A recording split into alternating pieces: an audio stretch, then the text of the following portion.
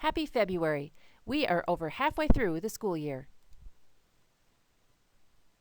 Today, we will discuss educator effectiveness deadlines, which are the same as the deadlines I reviewed last month, a preview of the March 27th in-service day, a note about the summer professional development seminars that will be offered, a review of our goals, which are communicating with students, using questioning and discussion techniques, and engaging students in learning.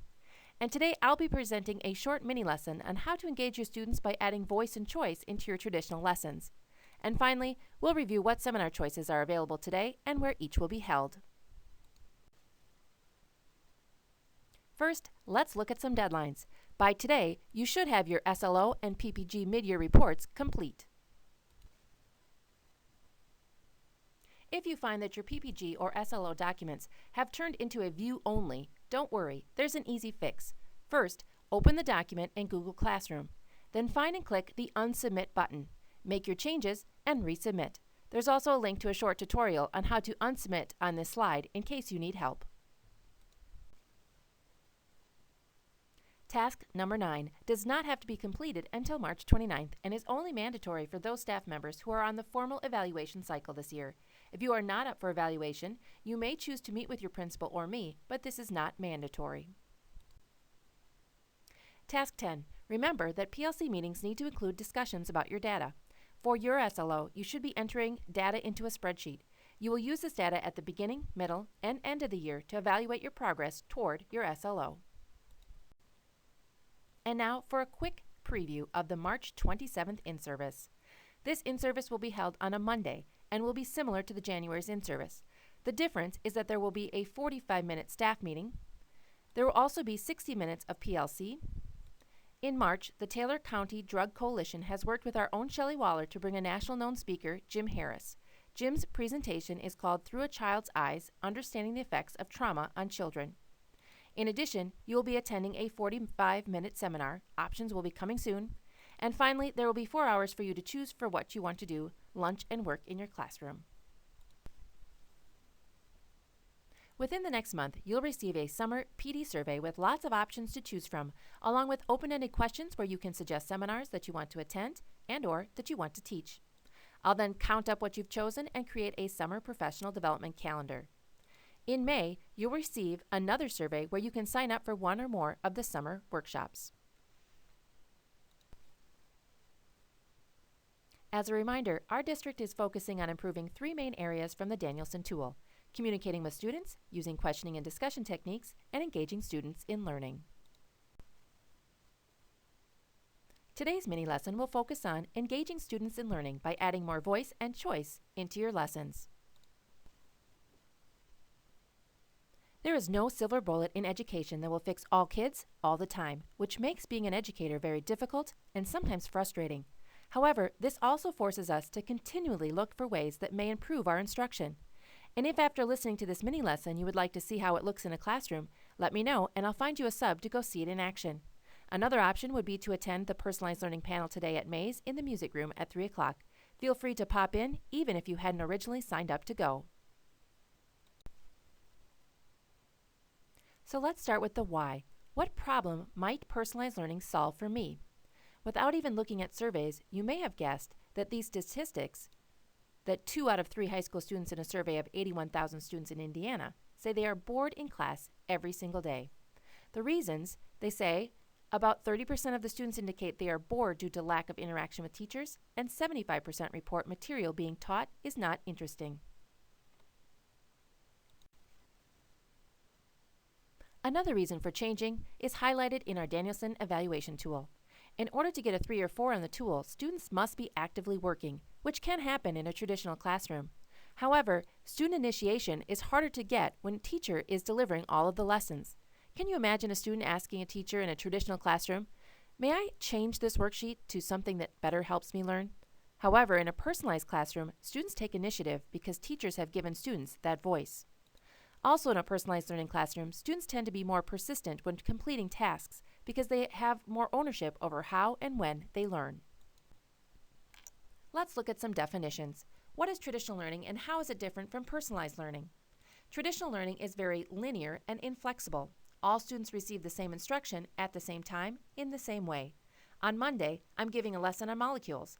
On Tuesday, we're all going to work on the same worksheet. And on Wednesday, we will do a lab. There's no flexibility, and time marches on the same for everyone.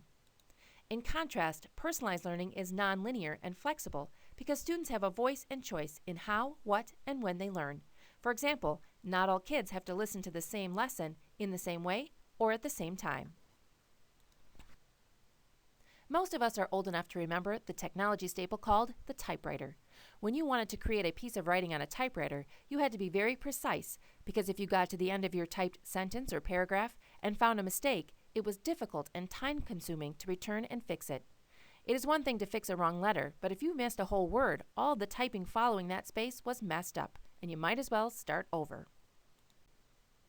Then came along a computer with word processing programs. Completing a document on a computer versus a typewriter is so much easier and flexible because it is non-linear. You can type the last paragraph of your letter first if you want to. If you make a mistake, no problem. You can change it without much problem at all. This is similar to personalized learning. If, as a student, I already have an idea for my research paper, I don't need to attend the lesson on gathering ideas. However, as I start writing, I realize my idea is not working.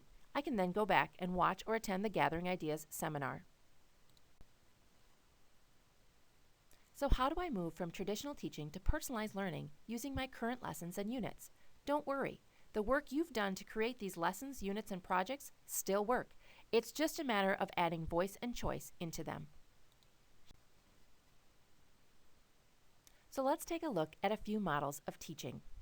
In traditional teaching, the lesson or unit is very linear. The teacher starts with an objective, all students are taught the same lessons at the same time in the same way, and in the end, the kids get an assessment. We may stop a day or two to work on something that the kids don't get, but for the most part, all the kids are moving forward at the same pace. It doesn't take long for new teachers to realize that not all students thrive in the linear traditional teaching model. After the first assessment, we find that typically a well-planned, well-delivered unit of study has about 75% of kids making the grade, while about 25% do not. When this happens, teachers typically have three options: keep moving forward onto the next objective and hope the 25% catch up, give the 25% more instruction either by the teacher or in a school-wide intervention, slow down the whole unit for the 25% and make the 75% wait while we reteach. And as you know, this linear, traditional way of teaching makes it very difficult to meet the needs of all the kids.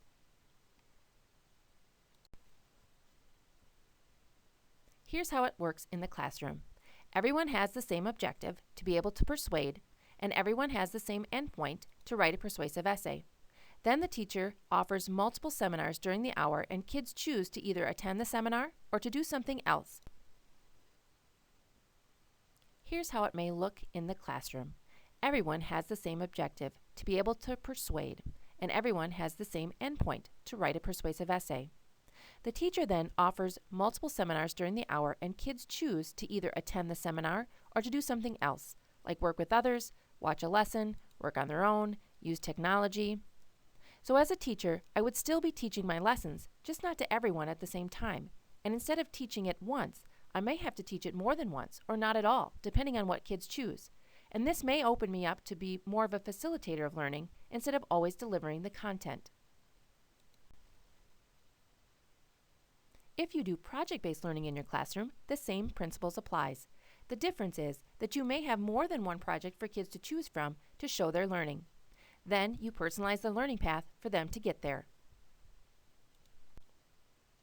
Another model that many people associate with personalized learning is using technology to teach kids. There are multiple objectives, and kids work through each one, take an assessment, and then move on to the next one. This type of learning works, but like most techniques, shouldn't be overused. For example, if I was in an English classroom, I may use this model for my grammar skills. Each student may be learning a different grammar skill and mastering them and moving on to the next one. However, just like with any technique, we must find a balance. We wouldn't use just one model for everything.